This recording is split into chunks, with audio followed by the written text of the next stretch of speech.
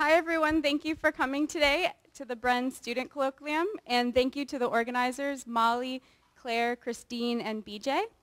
And I'm happy to introduce Professor Steve Polasky, who holds the Fessler-Lampert Chair in Ecological and Environmental Economics at the University of Minnesota, where he's a professor in the Department of Applied Economics and Ecology, Evolutionary Biology, and that's it there. Yeah. And so how do you introduce a person like Steve Polasky, whose work speaks for itself? Well, you ask Bob Deacon for a quote, who's a professor in the Department of Economics and the Bren School. And in Bob's words, Steve Polasky is one of the most prominent economists of his generation, working on problems of environmental protection and resource conservation. Several of his contributions to the economics of biodiversity conservation and renewable resource management are considered seminal advances. And what Bob didn't mention, probably because he only had 2 lines for his quote, is that Steve's also made incredible contributions to other fields like ecology. In fact, he's published in some of the top journals in both fields countless times. Trust me, I tried to count all the times this morning looking at his CV. And thank you so much, Steve, for coming today, and especially for this short trip. Great.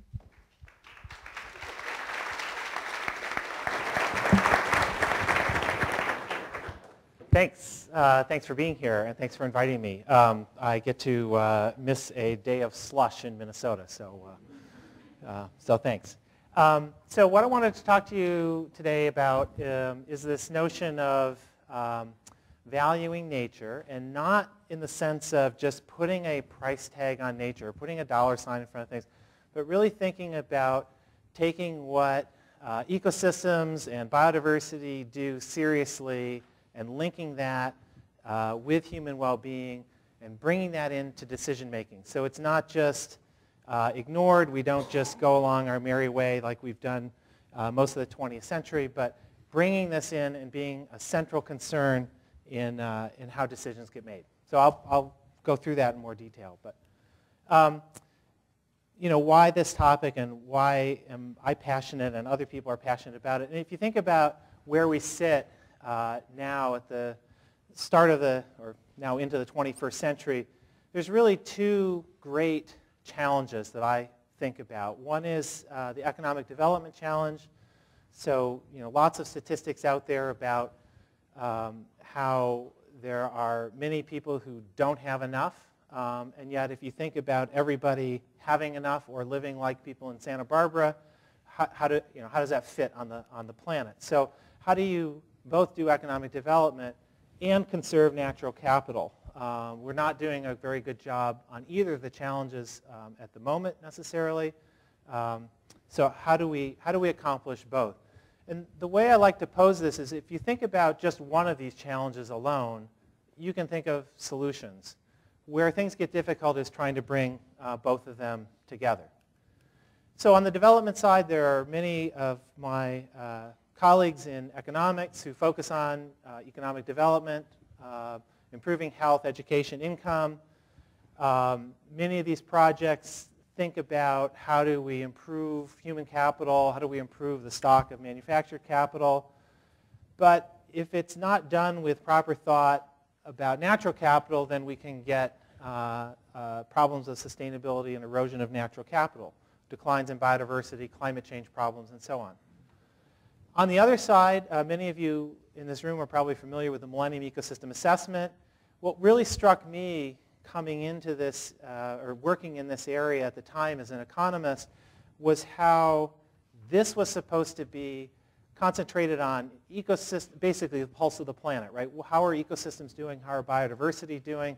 The main theme that came out of this assessment was that ecosystems and biodiversity are essential for human well-being. In other words, ecosystem services and the link to human well-being is really a central concern, or needs to be a central concern from the ecology community, from the conservation community, and so on.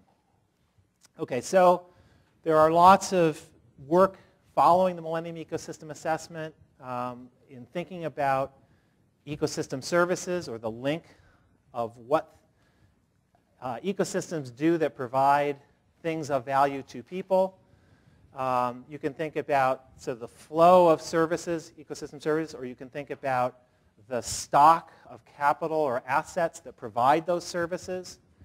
Lots of examples. I'll just use this one to illustrate the point, or to make the point that oftentimes we think about, those of you who from ecology know that ecosystems are complex interacting things, many moving parts. Well, on the human well-being side, it's the same, right? That much of what ecosystems do provides joint production of multiple things that people care about. And so oftentimes there are going to be trade-offs in the things that ecosystems provide. So how do we think about providing the bundle of services that people care about? Again, from the Millennium Ecosystem Assessment, one of the interesting things, so they tried to provide a summary of all of the different, and I don't expect you to read this, but what I really want you to think of or look at is all of these down arrows and up arrows, primarily down arrows. In other words, the trend in the provision of these services is mostly down. Now, what you can't tell from this, but what, if you could read it, what you could see or think about is, for economists, it's really interesting. If you think about which ones are the up arrows, they're things like crops, livestock, aquaculture. These are things which have well-established property rights, where people can actually capture the benefits from them by producing those services. Almost all of these other services are what economists would call public goods. It's very difficult for the providers of those services to actually capture the benefits. So if you think about maintaining habitat for species, how does an individual landowner actually capture the benefits to society of maintaining biodiversity, or of sequestering carbon to reduce climate change? These are things for which the benefits spill well outside of the, well beyond the purview of an individual landowner or a small group. So there's an incentives problem here. Okay, so back to the challenge of integrated thinking. We really want to be able to integrate development and conservation simultaneously to both reduce poverty and make sure that we've done things for the long term. So enhance natural capital and other forms of capital for the long term. If economic development does not account for the impacts on natural capital, it risks being unsustainable. If conservation does not account for the impacts on human well-being, it risks being irrelevant. We really need to bring both of these together. Well, there's another way, and I'm going to get into this in most of the talk. There's another way of thinking about these twin challenges. And one is on the science side. How do we actually integrate? What makes for a good solution? And one is more on the policy side. Suppose we have a direction that we want to go towards. How do we actually get it done? How do you think about implementing such a solution? So on the science side, and I'm frankly going to talk mostly about this here today, although if I've gotten my act together a little better, there's a paper that I'm working on right now that is more on the second one than the policy. But so if I'm not too long-winded, maybe I can talk a little bit about that at the end. But okay, so the first question is, how do we account for the value of ecosystem services and natural capital? Right? So this is both an ecology, hydrology, other natural sciences, along with economics, integrated thinking. And then the second, as I said, is how do we actually provide the right set of incentives so that we actually provide ecosystem services, we maintain natural capital so that we can provide those services into the future. Okay, the problem if we don't get the incentives right is the following. The situation right now is that we take lots of actions, as you know, that affect ecosystem services. We don't take those into account in important decisions, and as a result, we end up making decisions that don't do well for society or for the environment, for that matter. So how do we fix that problem? And I want to take you back, actually, you'll notice that this has nice trees in the background. So now I'm going to talk about economics, and I'll get rid of the trees for a moment. But I want to take you back to the 1920s and 1930s and think about a similar problem in economics, which was prior to the 1930s, there was no systematic accounting for the state of the economy. We now take GDP, and other measures that are out there and widely talked about, we take those for granted. But they weren't always there. In fact, the first regularly published income accounts came out in the 1940s. Right? So in 1947 was the first national income accounts. We take this for granted now. This is just a set of datum that we think of kind of always having been there, but it wasn't always there. Before that, it was very difficult to get a clear picture of the state of the economy. Where were we in the business cycle? Was income going up or down? There was not a clear answer. Now I think the problem is we have clearly answered some of those things. We have measures of GDP. Everybody knows what that is. It gets regularly reported. GDP was designed for a specific purpose. It measures the flow of activity in the economy. It does very well at that. But GDP is not a measure of sustainability. It's not a measure of welfare. For those of you who go through economics, we actually talk about that. I know sometimes this is talked about as a measure of welfare or an all-powerful measure, but it doesn't do lots of things. So you have Nobel Prize-winning economists, Joseph Stiglitz and Amartya Sen, recently published a book from a commission that talks about, can we go beyond GDP? Can we get to measures of welfare or measures of sustainability? So how do we, in a sense, reform our accounts so that we take nature seriously and we bring this into accounts and it becomes part of decision making? So the shorthand way of saying this is, how do we, quote, mainstream ecosystem services, right, so that they count? Okay, so right now this is kind of what we have looking out on nature, and hopefully we actually could get something like this. Actually, this is just an excuse to put in, it's one of my favorite places. That's the Grand Tetons in Wyoming. Okay. All right, so there are 3 tasks in doing this. One task is really more of a natural science task, understanding the provision of services. The second task is linking that to human well-being. So that's linking the natural sciences with the economics. And then that third task is, how do we, if we know kind of where we're trying to get to or what the impacts of certain choices are, how do we provide the right set of incentives to get us towards the right direction? As I say, unfortunately, I'm going to spend most of my time here, and I won't spend as much time there, but there's a really interesting set of questions there as well. And people here, Gary Leibkap and Bob Deacon and Chris Costello and Ted Bergstrom and others have contributed greatly in this area. All right.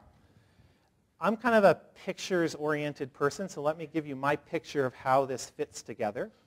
So I'm interested in decisions, ultimately. Can we do better as a society? Can we make better choices? And decisions come at 2 levels or 2 flavors. So one is kind of at a high level. Can we set tax policy or zoning in order to provide the right set of incentives for people who actually make decisions on the ground that affect ecosystems? So, you can think about agricultural policy, providing sets of incentives to farmers who then make decisions that affect things on the ground, land use and fertilizer application and ultimately water quality and so on. Now, one thing is you could stop here and you could write laws that said, you have to provide a certain level of water quality or you have to do certain things. So we could just stop the analysis here and said, did we meet the Clean Water Act or the Clean Air Act or something like that? I want to go a little bit further, like the Millennium Ecosystem Assessment and other things, and talk about what are the sets of services that come out of ecosystems, out of natural capital. And so here the link is, these are things that people care about. So they do care about clean water and other things. So I use the term ecological production functions. So as a function of structure and function of the ecosystem, how does that lead to the provision of the set of services that people care about? And again, we could stop here and do the analysis and think about, well, if you do this, here's what happens to crop production versus clean water and so forth. So we could do the biophysical trade-offs. I want to go, in many of these cases, I want to go a step further and think about explicitly linking this to human well-being. So put things in terms of benefits and costs to people. And then from the economist's point of view, you can talk about, well, the net benefits. So is it, if we do something, is it better not to have the farmer drain a wetland? Are the net benefits to society higher from the wetland or higher from a cornfield? Okay, and then there are other considerations. But all of this information, we're trying to get this back really up to this upper level and thinking about making good decisions, right, that actually incorporate ecosystem services, back to this notion of mainstreaming ecosystem services. Okay. Any grand project has lots of helpers, so I'm actually one of the helpers in this project called the Natural Capital Project. It's a partnership of Woods Institute at Stanford, Institute on the Environment at Minnesota, and two of the largest conservation organizations, Nature Conservancy and WWF. As part of this partnership, we've been working a lot to have a set of freely available tools that you can download. I've given the website there, called Invest, to think about how does one link decisions to conditions in ecosystems, to provision of services, and the values of those services. So it's, as I say, it's freely available. We're trying to make it easy to use. I think it's getting there. Some of you may have tried to use it. If you tried to use it like 3 years ago, it was definitely not easy to use, but I think it's gotten a lot better. What is it? So it's a set of computer-based models, software that looks at biodiversity and multiple ecosystem services. You can ask questions like if the landscape or if fertilizer use or other things change, what happens. It's spatially explicit because where things happen matters. You can report things either in biophysical or economic terms. So if you want to talk in terms of clean water or numbers of species, that's fine. If you want to try to go to what are the monetary measures of benefits and costs associated with that, we can also go there. And we want it not just to be a one-off thing, but that you could use it, that you could use data from your system and use it multiple places. Let me skip over this because I really want to get to some of the applications. But I'll just mention that as part of this project, we put out a book in 2011. Peter Kariva is the lead author on it. There is a user's guide up on the web that you can download, and there are helpful people that will actually answer your questions if you send them an email. Those of you who send me an email realize I never answer email, but poor Laura and others, but anyway, but they will. Okay. Okay, and I just also want to mention, I mean, obviously there's a lot of interest in this. There's a lot of work going on by different groups. So this is just capturing book jackets from prominent things over the past few years. So I've already mentioned that, and Millennium Ecosystem Assessment. This was a National Research Council committee on valuing ecosystem services. TEEB, some of you may have heard of it. It's more in Europe than it is here, but the economics of ecosystems and biodiversity. They have a set of reports that come out.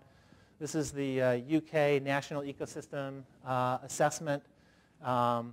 This was from the UN Inclusive Wealth Report. Anyway, there's a whole set of reports and interests and sort of high-level organization going to trying to answer this question of mainstreaming ecosystem services.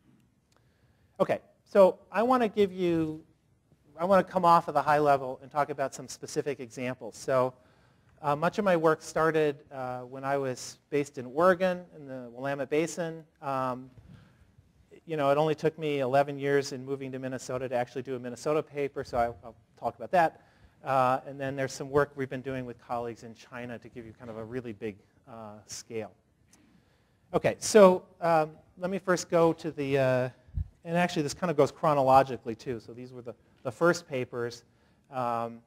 This is a paper which in one way is fairly simple. We really have just two objectives. We care about conserving species, the set of terrestrial vertebrates, and we care about what's happening to landowners. So what is the economic, how well are landowners doing in terms of producing crops or timber or housing development? And then what are the trade-offs involved in organizing landscapes to try to accomplish both tasks? Okay, so as I said, we're interested here in decisions are about land use. And land use determines habitat patterns, so it affects the species. It also determines what economic activities are happening at various places across the landscape. So we have a biological model, which tells us something about how well the species are going to do as a function of what the habitat pattern is. And we have an economic model, which tells us what are the returns from crop production, timber harvesting, and also residential housing development. Again, as a function of where things happen on the landscape. So if I put crops in areas with low yields, they're not going to do very well. But if it's good soils, I get high returns. And then we're going to combine this in what economists would call an efficiency frontier. The idea is pretty simple. Could I figure out a landscape which maximizes how well I'm doing on my biodiversity objective, fixing an economic objective? Okay? And then I can vary that economic objective and see how that trades off with biodiversity. That will become clear in a moment. Okay. So what are my choices? Well, on any particular parcel of land, and there were 8,000 some of these parcels in this particular example, but there's a lot of different things I can do. There's various kinds of agriculture I can do. There's managed forestry. There's housing development. And then there's also a set of conservation options that I can do. So I can conserve the land and let it kind of just go. So what would the dominant potential natural vegetation be? I can recreate or try to manage it to recreate conditions at the time of European settlement. So a lot of the Native Americans at that time practiced prescribed burning to keep things open or more open for game. And then there's what it was in 1990. I can try to manage it for that. So here are my 9 options of what I can do on a particular parcel. I'm going to be thinking about what I'm going to do on all of the 8,000 some odd parcels in the Willamette Basin. And actually here's a current map of the 1990 land cover in the basin. And you can see, here's the Cascade Mountain Range. It's primarily forest. The darker the color, the older the age of the forest. This is agriculture, the white area, so there's Portland. Those are urban areas. And then also you can see the sliver of the Coast Range over here. So the question is, if you could organize this landscape any way that you wanted, and you had the objective on the biological side of maintaining species and on the economic side of getting high returns, how would you organize this landscape? Well, it took us a while, and actually it was a large team of people that helped with this, economists, ecologists, geographers, operations research. This is actually a fairly complicated optimization problem, right? How do you choose the right land use on 8,000 parcels where there are interactions between the parcels, particularly in the biological side of how well you're doing? So what this graph shows is on the horizontal axis the returns in economic sense, and on the vertical axis how we're doing on that biological objective. So how many of the species would we expect to be able to persist on this landscape given the pattern of habitat? Okay, so you can see now here is our efficiency frontier. What I personally like about, I don't know how many of you have had like Economics 101, and like there's guns and butter, and they just draw this arbitrary curve up there, right? And where did that come from? It seems totally made up. And it's like, so this is the first time I've actually seen a production possibility frontier that looked like ones that they drew in an economics textbook. But we derived it, right, from a model, from the biological model, from the economics returns. There's a couple things that I want you to take away from this. One is just the shape of this frontier, and also these maps are associated with each of these points, right? So this tells you what the landscape looks like associated with points on the frontier. So as you go over here, you're getting more and more of this conserved area. As you go over here, there's almost basically no conserved area. We're trying to maximize the economic returns, right? So we put everything into managed forestry or agriculture or housing development. You see how big Portland gets. Okay. This is a really steep curve, right? You can get a lot of the biological returns that are possible in this system with almost no economic cost, right? I mean, it's really steep up here. Beyond this point, if I want to maximize biodiversity returns, those last few elements of biodiversity are really expensive. I mean, so expensive that we would never probably do them, right? The other point is, okay, so what is this point hanging out here, point I? That's actually scoring the current landscape, right? So when I lived in Oregon, people were talking about the spotted owl wars, right? It's either spotted owls or it's economic development. You can't have both. And that's true if you're out here.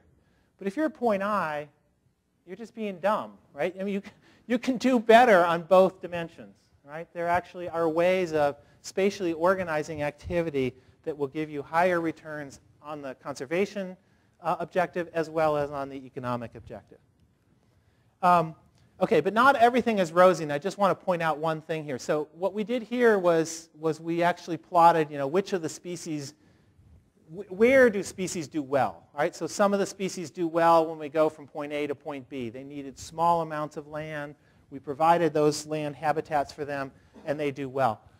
This one up here, those of you who may know, this is actually, that's the spotted owl, right? The spotted owl requires lots of old growth forest. If you want the spotted owl to persist in the Willamette Basin, you have to supply lots of old growth forest, which means you cut back on timber operations.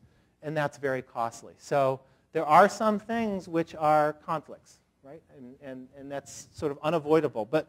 But there are lots of things which are not conflicts, which we make conflicts because of the way we think about things. Okay, let me skip over this. I'll give you one other example quickly from the Willamette Basin. And the previous paper only looked at two things, right? It's only kind of a biodiversity and then a marketed commodities output. But what about ecosystem services? I mean, that's what I started the talk with. I certainly should come back to that. So how do we think about modeling multiple ecosystem services under different land uses? And here I'm going to actually, in this paper, we simplified. We're not doing optimization. We're looking at just 3 scenarios of land use. So one which is kind of business as usual, a development-oriented scenario, and a conservation-oriented scenario. Now the nice thing for us is there was a group there in the Willamette Basin that gave us spatially explicit, they gave us maps every decade for what these different scenarios look like. So for us, this was perfect because we could plug this into Invest, be able to figure out what are the set of consequences that follow from following these different land use scenarios. Okay, so the sets of things now that I'm going to worry about covering, we'll worry about water quality. This is phosphorus. Flooding, sediment retention, carbon sequestration, the biodiversity, like what I did in the previous one, the returns to landowners, so the crops, timber harvest, and housing value, like we did in the previous one. Okay, this shows you a map of the basin and the land use maps. This was 1990. This I'm just showing you in 2050. If you went to the business as usual, here's what the map looks like.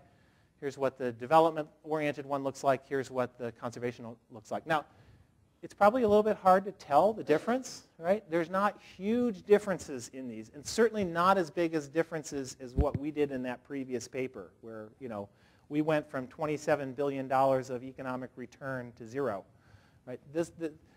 These were real people, and they weren't going to go from $27 billion down to 0. Okay, so they're fairly constrained. So you should expect more minor differences between these scenarios. But still, you can run the models, which we did. I won't go into the nitty-gritty details, but if you want to talk about them, I'd be happy to.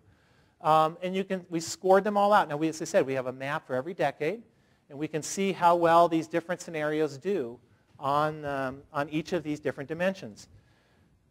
What you can probably tell is that the green one, which is the conservation-oriented scenario, does better on the services. You can't quite tell there, but it is higher.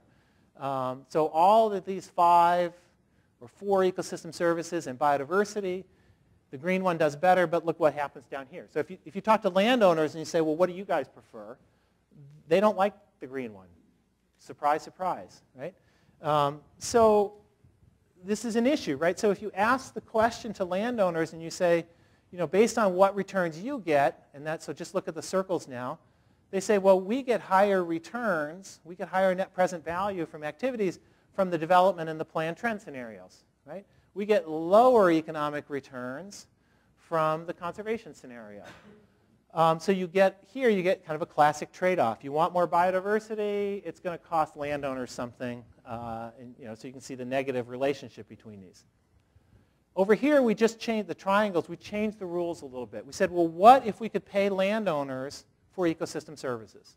And in particular, we couldn't get prices at that point or really make good value statements about all of them, but we said, what if we could pay them for carbon sequestration? Okay, so we took literature on the kind of value of sequestering a ton of carbon, called the social cost of carbon. We applied that to predictions about how much carbon was sequestered. We added that into the values of the marketed commodities, and then we looked at, and lo and behold, what happens here is now conservation gets you the highest, not the lowest value, right? So why is this important? What this tells you is that if you could mainstream ecosystem services, if you actually could bring into the economic accounts the value of ecosystem services, sometimes you end up with very different decisions, right? Here the ranking is now conservation is preferred as opposed to being in last place without that.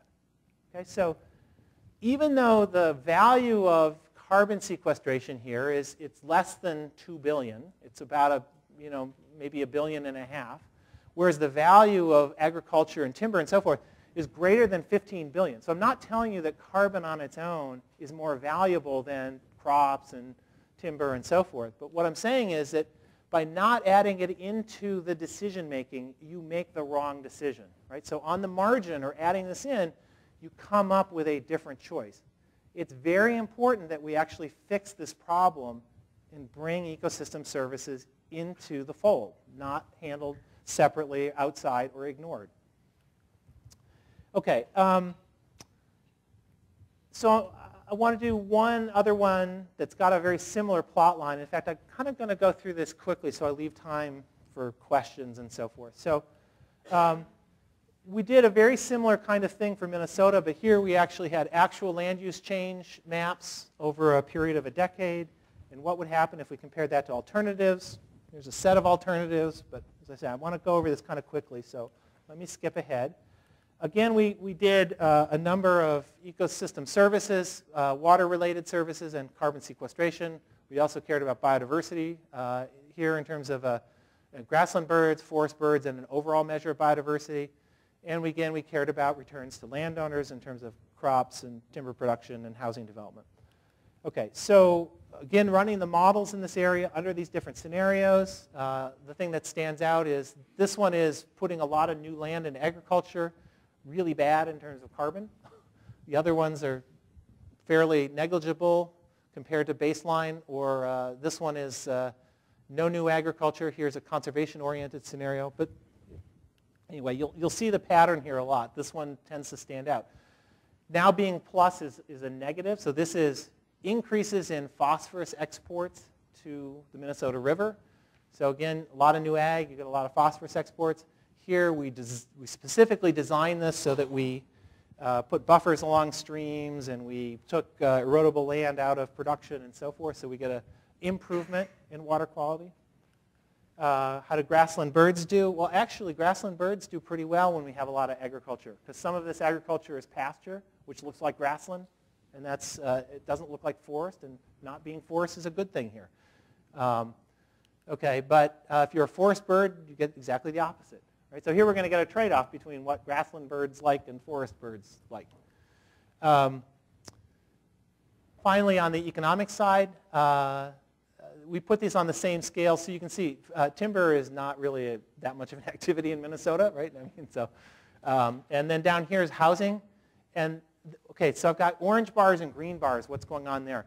The orange bars are measuring things in the period values. So in 1992 or 2001, what happened in the U.S. between 1992 and 2001?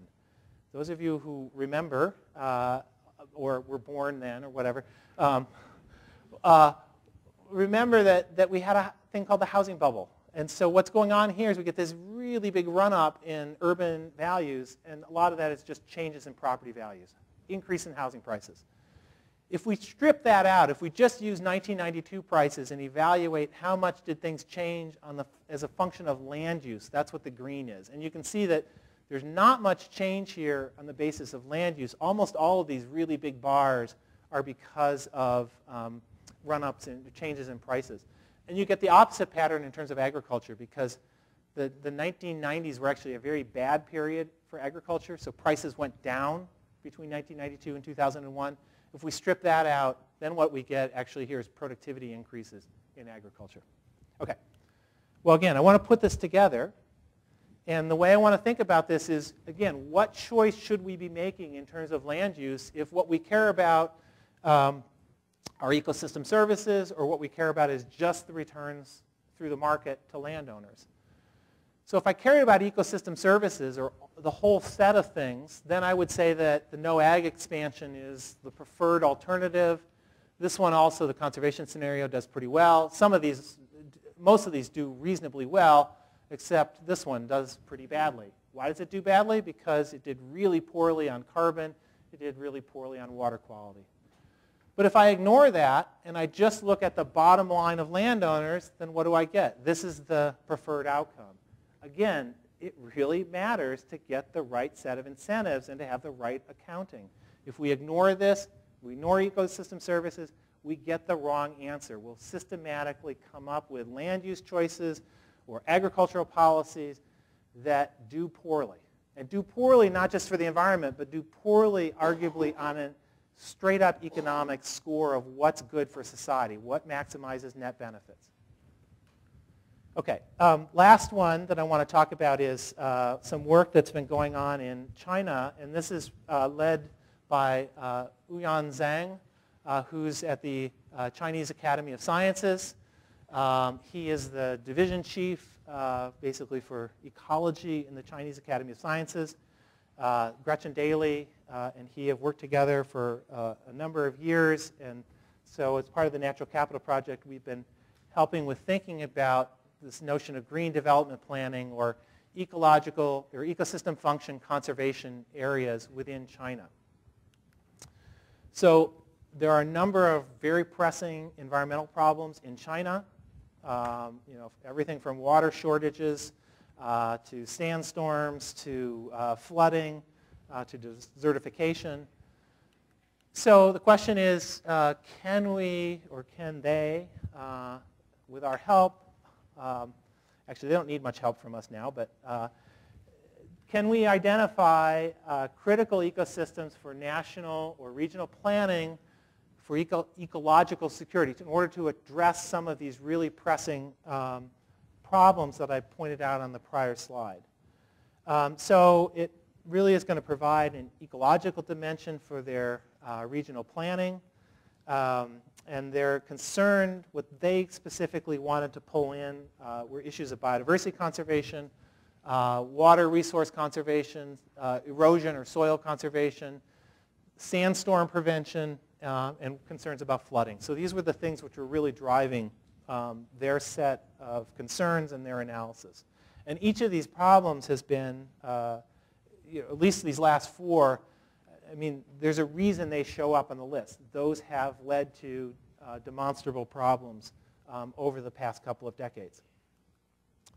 So again, I'm sorry, I'm not going to dive into details. In this case, I probably can't. In the previous cases, I can go into as far depth as you want into the mud. But on this one, I didn't actually do the analysis myself, so I can't go as far in. But basically what they did was they looked at important areas for biodiversity conservation across the country. So they had a set of, in particular, a set of species of concern or of habitat types of concern. And so they plotted those out. They also did similarly for areas that were important for water provision. And so you can see some of those areas, like this is an area right above Beijing, which has sometimes has water shortages. And in fact, they're thinking about a big, quote, north-south water project now, which would bring water from the wetter south up to the drier north.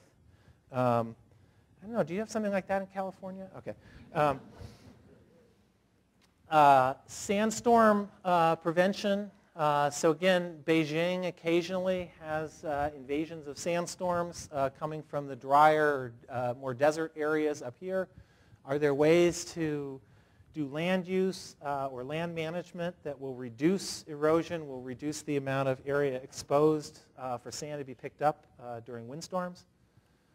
And then combining these, what are the areas then important for provision of multiple ecosystem services? So again, you can kind of see the combination of the various maps that I showed on the previous set of slides. So they then said, well, okay, so here are some important then ecosystem function zones in China also for food and timber provision, for thinking about rapidly urbanizing areas. So now combining all of those four together, can we come up with, or what they've done is they've shown areas across the country which are important for the provision of ecosystem services. Okay, so it's a very, it's not as quantitative or value-oriented as some of the things that I showed you previously, but it's highlighting the important areas spatially across the country for the provision of services. And unlike the stuff that we did, which was academic and nice, gets published in journals, and maybe some of you all read it, this actually goes to the Chinese government, and some of this might happen, probably will happen. Okay, so linking to action. So what has the central government done? Well, the central government in China has actually launched an ecological financial transfer facility. They've put a fair amount of budget into this. These are each year the budget. Some of you may know the exchange rate. I don't right offhand. But these are sizable amounts of money. I mean, the sloping lands conversion project or program in China is the world's largest conservation program. I mean, so things are happening over there. In their 5-year plan that started in 2011, they are really actively thinking about how can we make these ecosystem function conservation areas a reality. So bring this not just off of the drawing board and put it actually on the ground to try to provide more ecosystem services. Okay, so let me wrap up and just say that in order to do this, in order to be smart about this, we really have to think about the multiple ecosystem services, the joint provision of them. This happens across space, so the analysis has to be spatially explicit. And I hope I've illustrated and emphasized this point that the failure to do this really means that we end up, you can say we end up poorer environmentally, which is true, but I'm making the case we actually as a society end up poorer. We are not doing things in society's best interest by failing to incorporate the value of ecosystem services. As I said, joint provision of multiple services. So oftentimes there's not an easy solution. There's not something that will be great on all dimensions. We have to think about the trade-offs among services under alternative management. So one landscape, many consequences. Those of you who are math-oriented know you can't optimize. You've got n things. You can't optimize them all simultaneously. So sometimes there are trade-offs. In order to do this, we really need to think integrated across disciplines between natural and social sciences about how actions affect ecosystems and the provision of services, what that means for human well-being, and how do we think about policies that will get us good solutions so that we actually get answers that improve human well-being, that also do well for biodiversity or other objectives that society has. I just want to leave you with, this is a rapidly evolving area, and so especially for the students here, Laura and I were talking earlier this morning about, so I started out, actually Ted was my thesis advisor, and I started out doing some things in more straight economics, and the area was really worked over. You had to be really smart or really clever in order to come up with new stuff. And then I kind of wandered over into this area, which seemed to me incredibly important, and there had been far less effort, and it was far easier. It was like instead of really having to dig hard for treasure, it was just lying on the surface. And so it's still out there. And this is, to me, it's really important stuff. And there are really important advances that need to be made. And hopefully, I know some of you in this room are actively working in this area, and I'd like to encourage others because the race is on, basically. Can we improve the decision-making sort of faster than we destroy the natural capital that, on which we depend? So here are some challenges. We know that these systems are dynamic and interconnected. This is one of the things that I, in particular, am interested in. The invest models that we have are a good first step, but they need to be more linked. They need to be made more dynamic, as well as other systems or other models of systems do too. But here's a challenge. Do we understand systems well enough so that we know what the consequences of our decisions actually are? Right? So will we know, maybe there's thresholds in systems, or maybe there's some types of feedback. Do we understand the system well enough to know what the consequences of alternative choices are? So incorporating variability and uncertainty, incorporating thresholds and potential regime shifts. Okay, on the economic side, or more linking to human well-being, do we understand systems well enough really to establish high-powered incentive schemes like payments for ecosystem services? There is a danger of tying payments to what we think of service provision that turns out not to be service provision.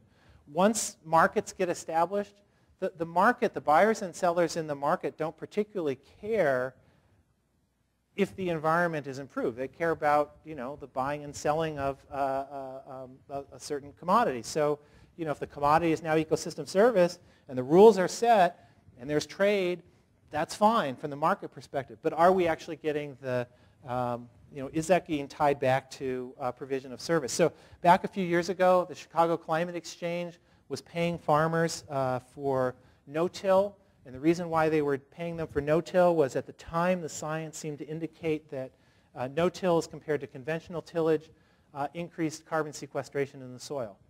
Well, later work that actually measured the whole soil profile rather than just the top part of the soil profile showed that actually there was very little evidence that tillage practices had anything to do with carbon sequestration.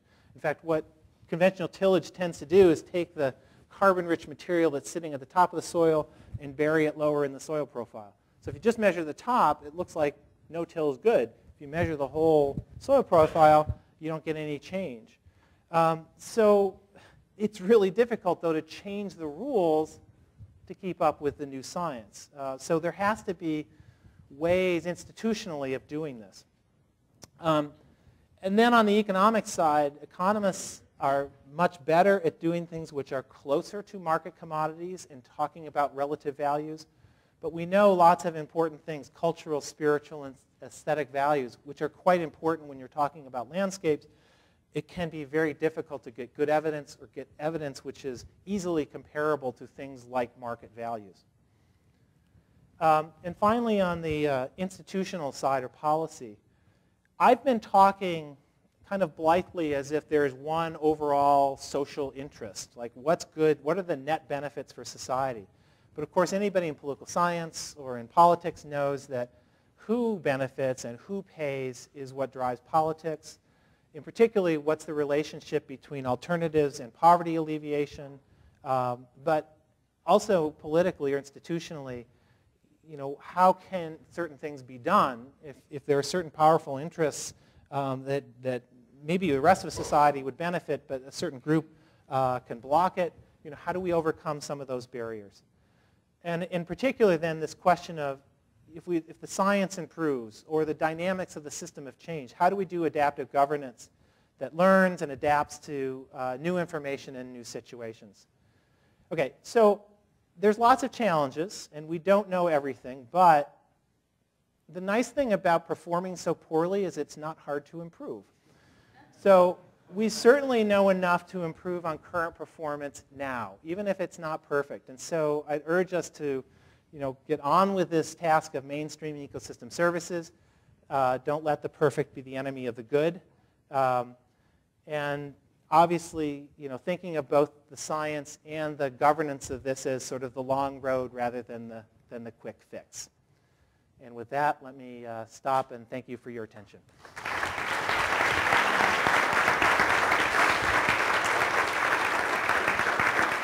Good job. So I think we have a bit of time for questions, if there are any. Steve, yeah. Given that, let's say that everything you say is absolutely true, and you have a scheme for maximizing societal benefits or economic benefit. It strikes me, though, that the hardest part is the one that you mentioned right at the end, that even if we have that scheme, that doesn't directly translate into policy. Yep. And unless you're in a completely managed economy, so maybe it will work in China, or maybe in a completely democratic economy, but I haven't seen one of those yet. So what are your ideas about how do you take these ideas and translate them into changes in policy? Right. No, I actually completely agree with you. Maybe back 5 years ago, I would have said, oh, well, the science and the economics and all of that stuff that I talked about is the hard part. But I actually agree with you. I think we actually know far more now than gets into policy. And that's obviously not just in this area, but in lots of areas. I mean, it was not really a surprise that New Orleans flooded back with Katrina, right? I mean, we knew that, and we still didn't do anything about it. So in this area, there are actually, there is a fair amount of movement. I would say I'm much more optimistic when I go outside of the US than here, especially if you go to Washington and the gridlock in DC these days. It's really tough to kind of see how do we get anything like this kind of through. You've got one branch of politics saying, don't mess anything, the free market is where it's at. And here I'm talking about ways of providing public goods, which means you have to alter the free market, right? You have to provide sets of incentives. It's up to government to talk about setting constraints or setting, caps for cap and trade, or setting subsidies, payments for ecosystem services, or taxing things which reduce ecosystem services. So, I mean, the good news is there's a whole set of tools that are out there that economists and others have worked on for long periods of time on, how do we provide for public goods? How do we deal with things like externalities, which is really what I've been talking about here. So it's not a question of we have to come up with a whole new set of tools. I think we have some tools, but the real question is, on the political side, can we get agreement that we want to move in this direction? And as I say, when I go outside of the US, I'm much more optimistic about this than inside. So, the people who I talk to in China are galloping forward with grand plans for doing things. Now, maybe our science isn't good and they'll end up protecting areas and moving people that shouldn't be moved, and there's other questions on that. But, it does seem like there is movement there. The World Bank is talking about how do they incorporate ecosystem services into, and natural capital into their projects. So when they make loans for economic development, how do they incorporate that? So on a number of fronts, there is movement. But it's not really an economics or natural science. It really comes back down to politics and understanding, political dynamics and interest groups, and and that is tough. Yeah. Say what?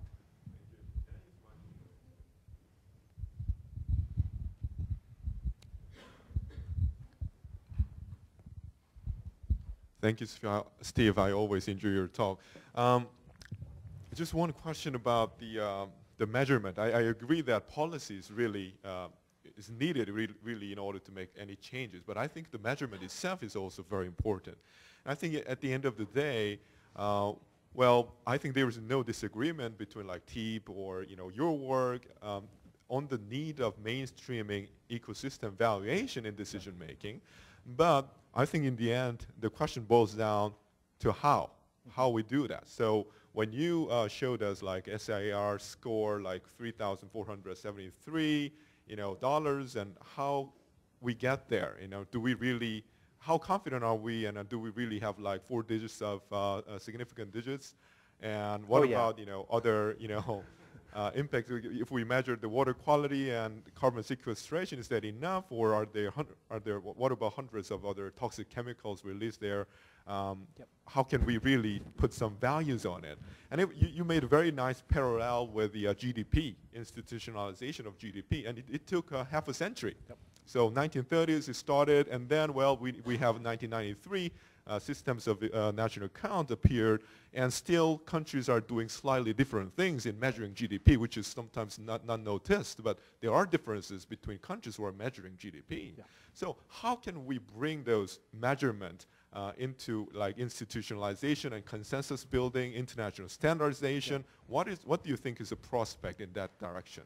No, it's an excellent point, and I tend to be sort of impatient. It's like, let's get on with this. But you know, for things to get into the system of accounts, it has to be brought up to a certain level of rigor so that it's not, you know, so the accountants won't look at it and say, oh, you've just polluted our accounts and you've got things which don't satisfy the rigors of our statistical measures here. So no, you're exactly right. I mean, this is actually, in order to get this like into the system of environmental accounts and to have that officially recognized, have all governments do this in a standardized ways, have ecosystem services brought into that. I mean, so there is a dialogue going on right now about how to do this. And yeah, I think it's not a short-term project. I mean, this will take a while, and it will take a lot of people, and because it's going to have to take consensus as well. And there's some difficult challenges, as you know. Now, back to my own, like, how much confidence do I have? Oh, I'm supremely confident. No, the issue, like, on the rankings. So I don't actually care about the fourth digit. I care about, like, how likely is it that I get the right choice versus the wrong choice. And in some of these, I'm pretty confident because, as you say, we have not measured all of the benefits. Many of the things, especially on water quality, tend to be highly correlated. So if I improve this for phosphorus, I'm probably likely improving for nitrogen. I may be also improving for, you know, fecal coliform or other things because of the way, you know, the changes in land use. So, well, let me use not a Minnesota example, but the most commonly used example ever on ecosystem services, which I actually don't like to use because it's been overused, but I'm guilty now. The Catskills example. So, right, New York City, they decided to protect the watershed and not build a filtration plant because it was cheaper for them to meet EPA standards by protecting the watersheds. Okay. Was that the right choice? You know, people could say, well, they didn't measure lots of other things, carbon sequestration and habitat and so forth. But actually, if you think about it, what they did to protect the watershed is also likely to be better on many of these other dimensions, for habitat, for carbon sequestration, you know. So what you're really saying is, by not measuring those things and just focusing on the water provision, I'm actually probably have an I have a lower bound on the benefits. And I think that's true here, too. Like those conservation scenarios, the no ag scenarios, those are probably a lower bound on, you know, there are other things that we didn't include that would probably actually improve those, especially relative to the kind of market-oriented new ag scenario. So it's a good question, and you know, we don't, I mean, there is a lot of uncertainty. But the question is, how does that affect decisions? Yeah. What's that? We're out of time? Okay. Okay. All right. Well, we're out of time, but thank you all very much. And, yeah.